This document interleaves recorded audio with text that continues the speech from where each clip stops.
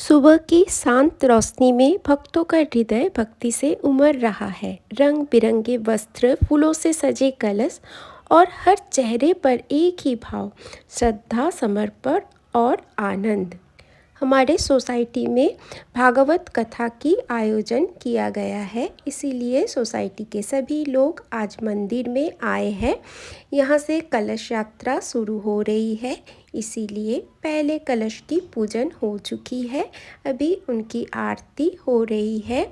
सभी लोग हम लोग आरती करके अभी कलश यात्रा निकलेगी।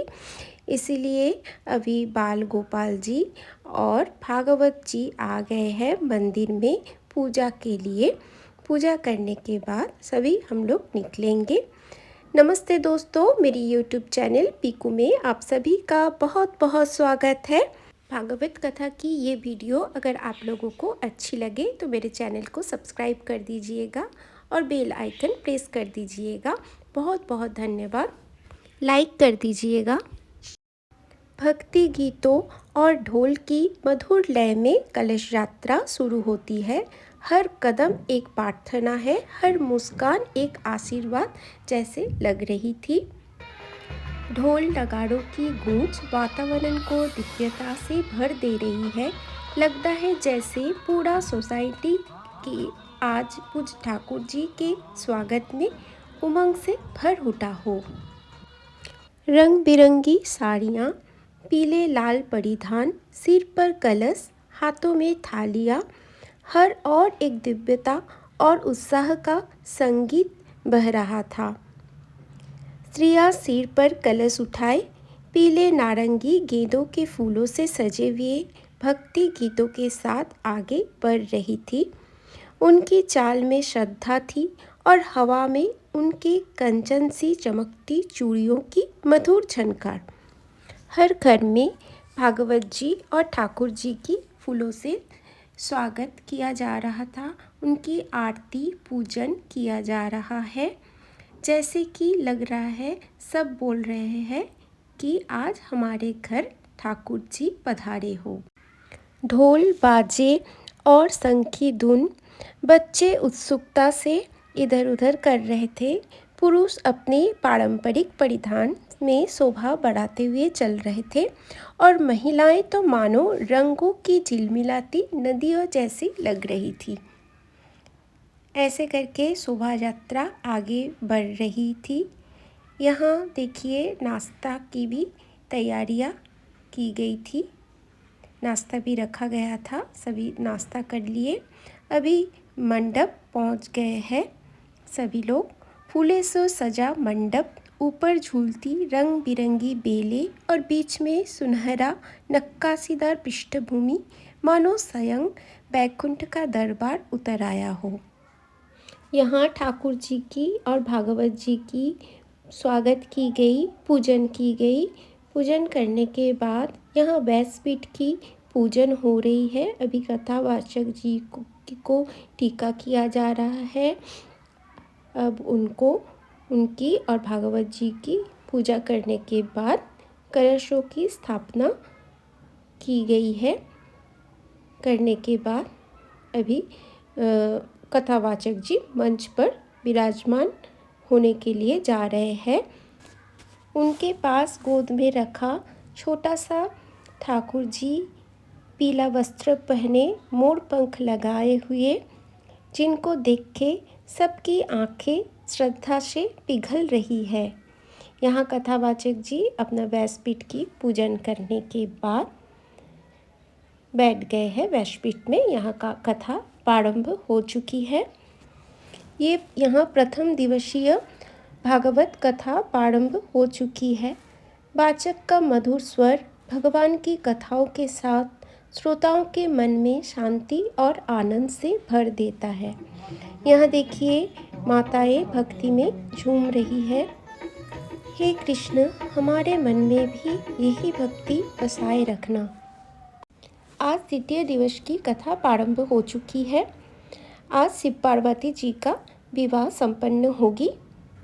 हल्दी के रंग में रंगे हाथ, फूलों से सजे बाल और चेहरे पर कोमल संकोची मुस्कान, मानो स्वयं पार्वती जी आकर यहाँ विराजमान हो गई है। यहाँ शिव जी की बारात भी आ चुकी है। यहाँ शिव जी को फूलों से स्वागत करके उनको मंच पर विराजमान किया गया है और देखिए उनका विवाह संपन्न करवाया गया है। ऐसे लग रहा था कि स्वयं शिव पार्वती जी आ पहुंची है। यहाँ पीछे पौधों की हरियाली और मंच की सजावट, ये दृश्य हर किसी का मन मोह लिया। हम लोग सभी उनका आशीर्वाद लिए। आज तृतीय दिवस की कथा है। बलि बामन जी की कथा की मंचन हो रही है, जिसमें हम लोग सभी श्रद्धालु बहुत आनंद लिए। आज है चतुर्थ दिवस, जो कि बाल कृष्ण भगवान की जन्म की दिवस है। आज सभी माताएं पीली साड़ियाँ पहन के आई थी और हम लोग सभी भक्ति में झूम रहे हैं। अभी कृष्ण भगवान जन्म लेंगे, उनकी जन्म की खुशी में हम लोग सभी देखिए नाच रहे हैं। उनका जन्म हो चुका है, अभी उनकी अभिषेक हो रही है। मथुरा के कंस के कारागृह में बाल गोपाल जी जन्म ले लिए हैं। उनको वसुदेव जी रात के अंधेरे में गोकुल में नंद बाबा के पास देने जा रहे हैं। यहाँ नंद उत्सव की शुरुआत हो चुकी है। हम लोग सभी नंद उत्सव मना रहे हैं।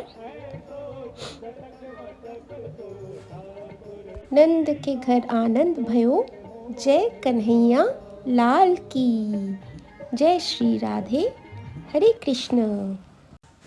हर और खुशियाँ, भक्ति और प्रेम से भर चुका है। हर भक्त के हृदय में बस एक ही भाव है, कृष्ण हमें अपने चरणों से जोड़ कर रखना।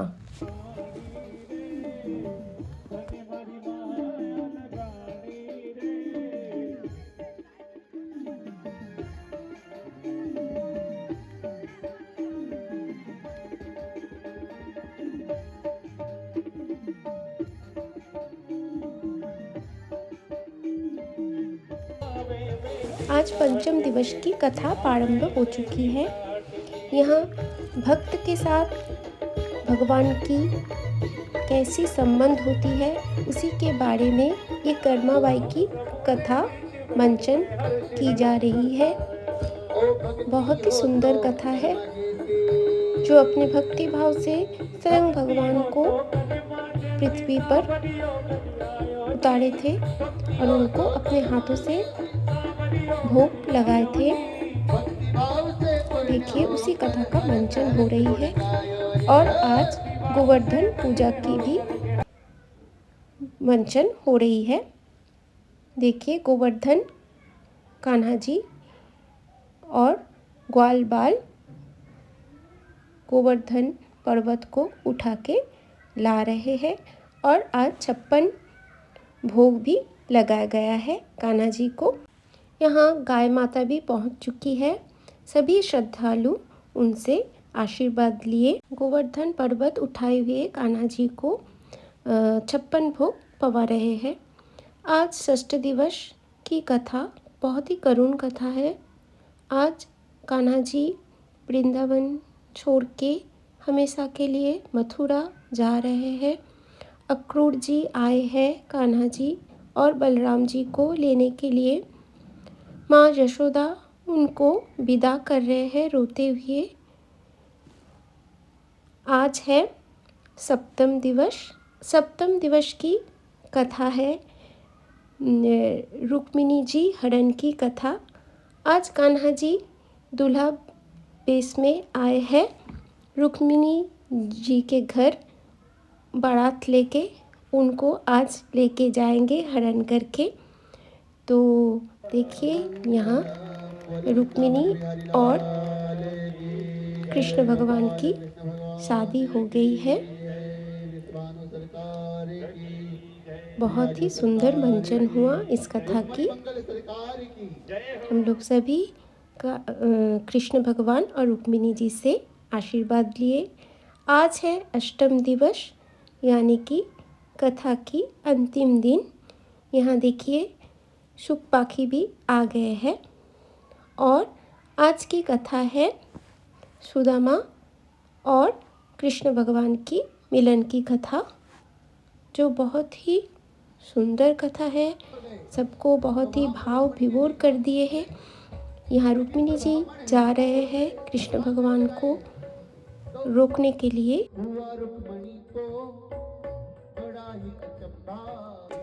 कृष्ण सुदामा जी की इस कथा के साथ साथ अष्टम दिवसीय भागवत कथा की आज समापन हुई।